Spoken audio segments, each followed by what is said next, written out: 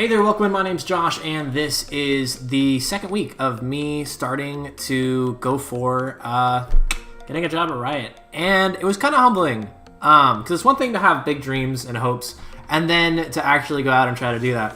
So I am a big fan of Drawbox, which is what these exercises are for. Drawbox plug here up on the screen. Check it out if you don't already know what it is. Great place to start. Because perspective is a big deal. We talked about that. I was on the list of things you gotta know. And then, you know, I value doing that, so I was doing a bunch of cube rotations today. And I summed up the lessons of the week that I'm doing right here. So the big three things was that perspective is more subtle than I think it is, which is true, because oftentimes if you think like, oh, super dramatic, like angles, like look at this, look how close it is to the camera, wow, look at that. It's like, okay, maybe. But that's, even then, this is a really exaggerated angle. That's like super dynamic. Like how crazy, like that foreshortening is insane. So the subtlety is really important. And then I also learned that, so with perspective being the magical ingredient that makes 2D things look 3D, you're still drawing on a 2D piece of paper. And so just as an example, this homie right here, right? This guy right here. If you look at it in perspective, this side here is closest to us, right? And this is farther away because this is your depth here, right? That's the illusion we're going for. But in reality, on a plain piece of paper, this point right here is the lowest. And this one are higher. And this is then highest, So if you were to look at it, it would look like this, Like if you're looking at it straight on, like, this is low, this is high. Just, straight 2D. And that seems so basic, and it is because it's perspective. But that to me was really important because I have Blender open, which default Blender looks like this, and you have a cube that you can rotate around. Actually, why would I throw up a picture? I mean, I will now that I made the clicking sound. That's a little embarrassing. So sorry, post Josh, you have to throw a picture in for no reason. But basically, if you open up Blender just for cube Drawbox exercises, which I highly recommend doing, you end up doing something like this. You basically have a constant 3D reference of drawing a cube in 3D. And this works great just rotating on this axis, but if you press R, you can rotate it, and you can start getting some really wonky angles here. And I was using this as a reference for a lot of my cubes, because references help, and references are your friends, so use references. And the thing that I realized is how absolutely ridiculously subtle the angles are. And, like, the perspective, like, the thing that drove me absolutely insane was that if you look at this down here, right, if we're looking up at this from a really extreme angle, look at the angle right here of this corner of this side. Like, look at this where my mouse is, this left-hand corner. You see how it gets more and more, like, goes out more this way, and when you come up, it comes in this way? Even not right now, it's almost straight up and down.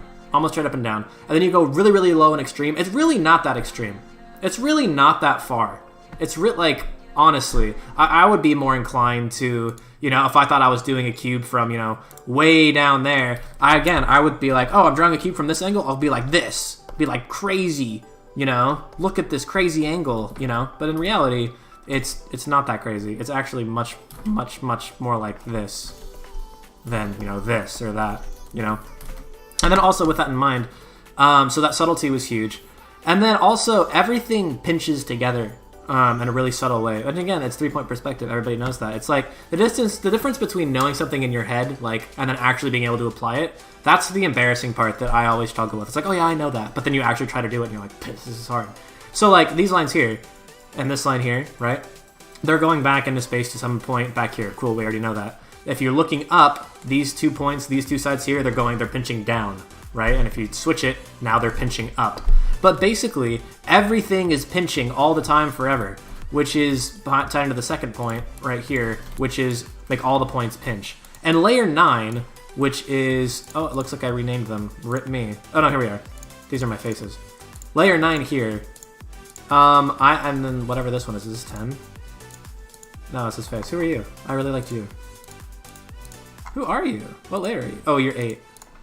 That's more subtle, yeah. So like, this, I really liked these because instead of starting a cube from, say, I used to start them, and I still kind of do. You start with your T right here, and then I can, okay, well, if you want to draw through, you can, and you can draw it backside first and go down like this. That's fine. Or if you start with your T, you can draw it front side first, and then go, say, like here.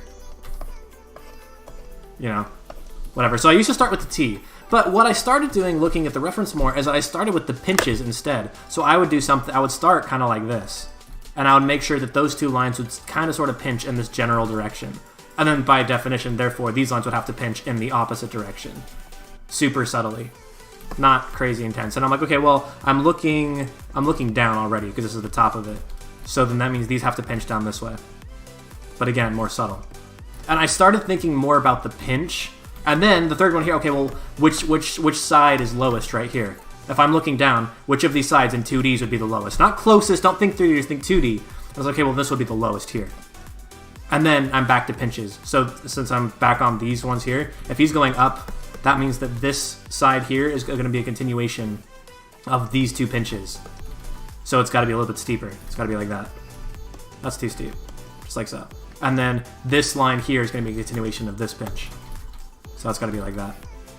And just thinking about pinches instead of starting with the T, that changed a lot.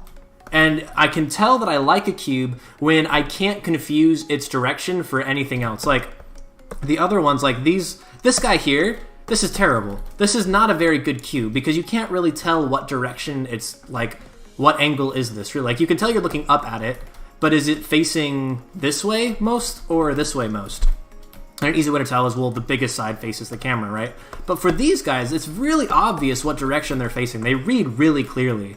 And that's because, like, this one especially, this is really nice. I was proud of this guy. And, you know, this guy too.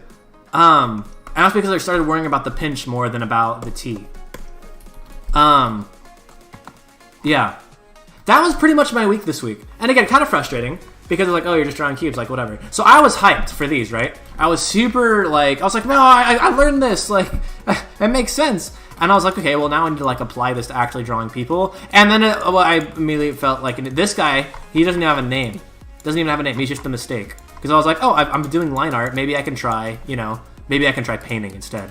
And I just shot this from the hip. Absolutely terrible. Death. Well, let's cover him up. And these guys... Again, perspective. The hardest thing with perspective for me for the eyes is getting the eyes to look right.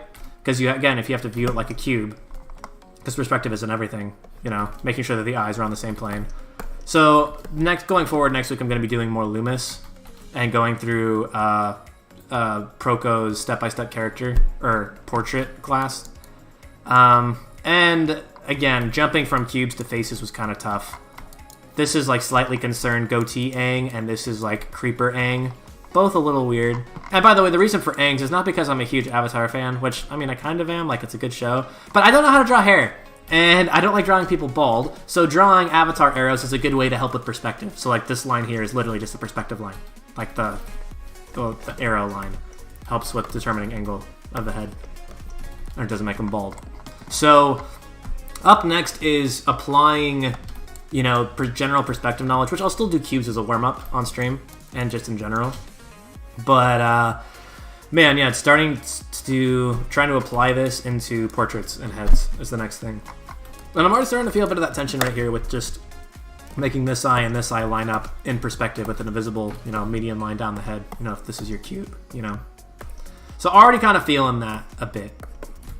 So, pretty good week. Not as polished as I would have liked, especially with Mr. Mistake hanging out down here. But that's okay. These are my biggest takeaways. The perspective is more subtle than you might think it is. Think about when you're drawing cubes, at least which side is the lowest. Don't worry about just 2D, what's the lowest. And then make all the points pinch together. Try not to start with the T. Try to start with pinching instead.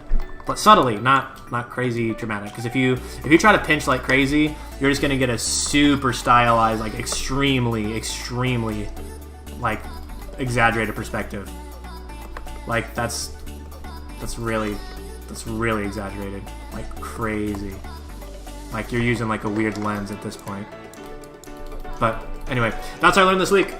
Starting off the series, getting more into portraits next week. So I hope this helped you. If you want to catch it in real time, I have a stream. I stream all this. It's fun. Hang out. If not, I'll update you here on YouTube. So thanks again, and I will see all of you. Oh wait, socials, Discord, Patreon, and then Twitter and Instagram. Aha, there, all of them. Okay, thanks for watching, and I'll see you next time.